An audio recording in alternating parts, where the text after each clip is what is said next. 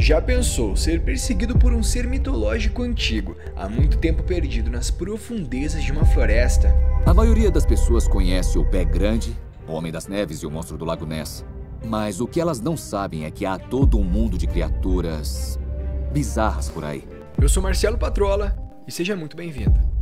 Os faunos são considerados na mitologia como defensores da floresta, e por isso, inúmeros relatos que transcendem as descrições verbais e mesmo escritas, mostram que desde o começo dos tempos, relatos de ataques de seres estranhos que habitam as profundezas das florestas e atacam e devoram homens que passam por ali. Não vos assusteis, eu vos peço.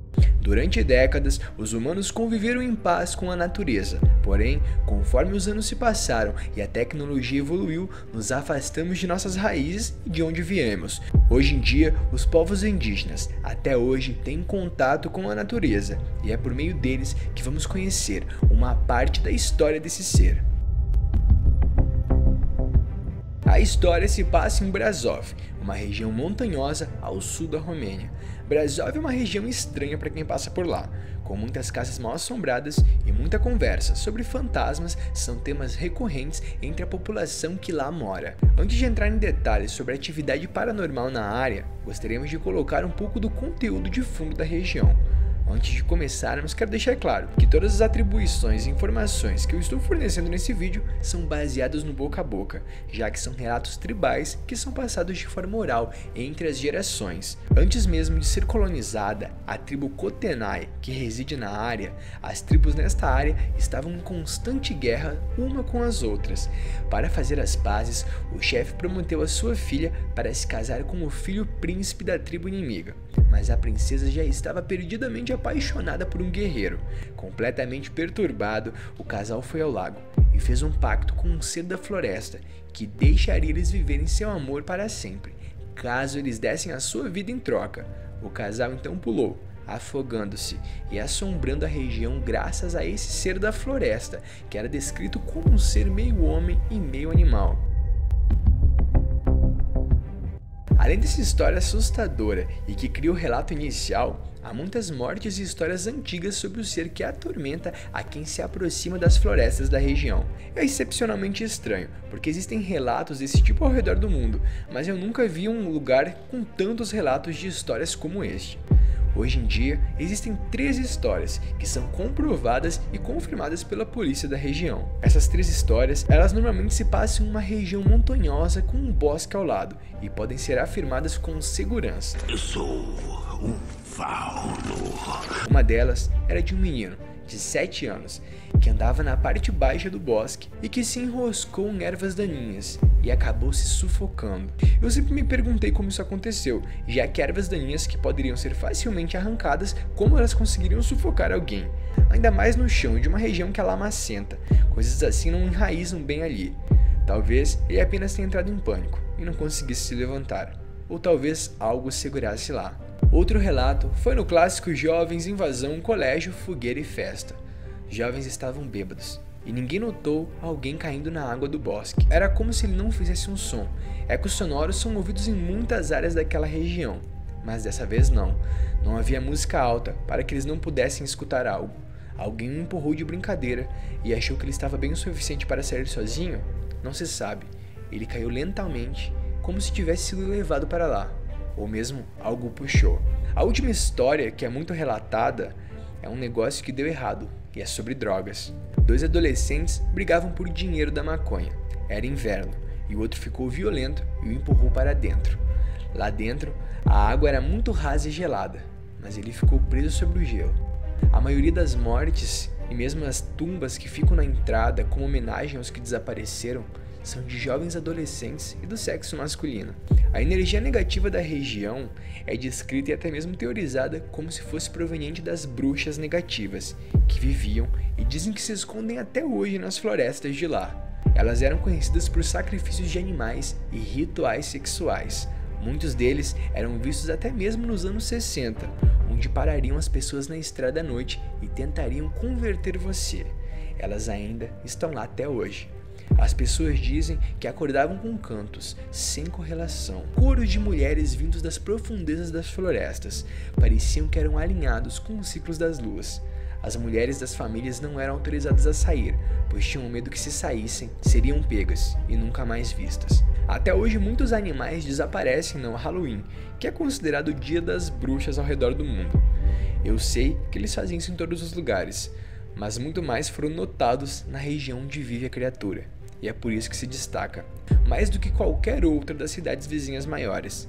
Brasov começou como uma região madeireira e morreu pouco depois, devido às inúmeras mortes de homens por maneiras inexplicáveis quando entravam na floresta. Há muitos edifícios antigos e é anunciado como uma região com grandes florestas e montanhas, e um lago lindo, com trilhas que cortam a região montanhosa. Muitos moradores afirmam ter espíritos negativos e positivos assombrando suas casas, e a floresta está cheia de pessoas boas, ruins e algumas honestas. É amplamente aceito que fantasmas estão por toda parte, e oramos com devoção pela proteção de nós e de nossos vizinhos. Existem duas montanhas próximas, que também têm atividade paranormal, até mesmo alienígena relatada. A montanha Hutdrum e a montanha Hodo. Luzes fantasmas e relatos de homens com parte de animais frequentemente vêm de lá.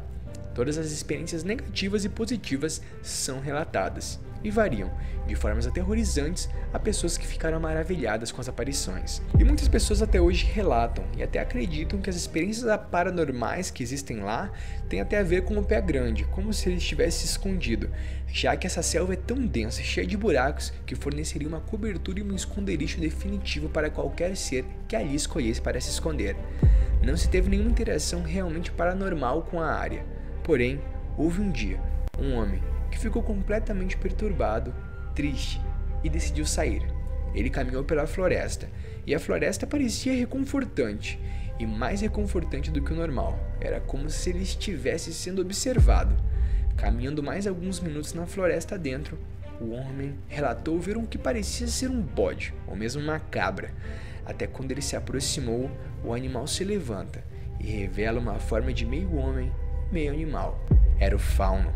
Ele questionou o que ele fazia ali, o porquê dele estar na floresta. O homem, que era da região, dizia que amava ficar lá sozinho. Sentia-se em paz quando estava na natureza. O fauno curioso perguntou se ele faria algum mal para os seres dali. E o homem logo respondeu que não, apenas queria ficar em paz na região, e apontou para onde ia.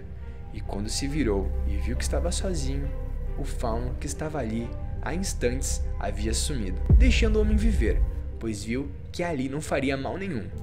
Algumas coisas são inexplicáveis, complicadas e desconhecidas, e as aparições do fauno fazem parte dela. Como derrotar o fauno é uma coisa muito interessante e justamente foi um roteiro muito complicado de fazer.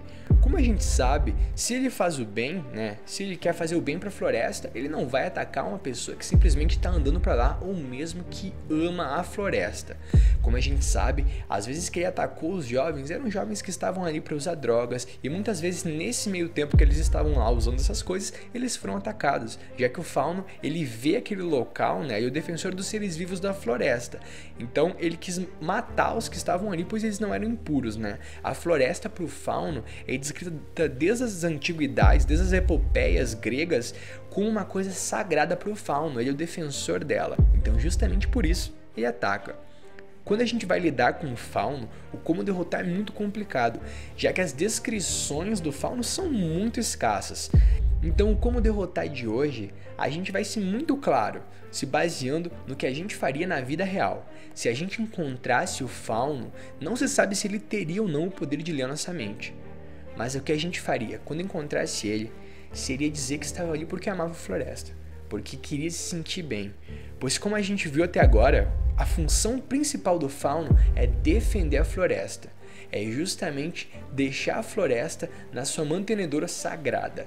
Ele tem que proteger ela, deixar sendo uma floresta pura. Então se a gente mostrasse pro fauno que a gente não estava ali para fazer o mal, mas sim a gente estava justamente ali simplesmente para sair, para espairecer, dificilmente o fauno faria algum mal pra gente. E assim a gente conseguiria derrotar o fauno, pois como sabemos, ele só ataca quem vai fazer o mal, e se não fizéssemos, o combate não haveria, e assim sobreviveríamos e derrotaríamos o fauno da floresta.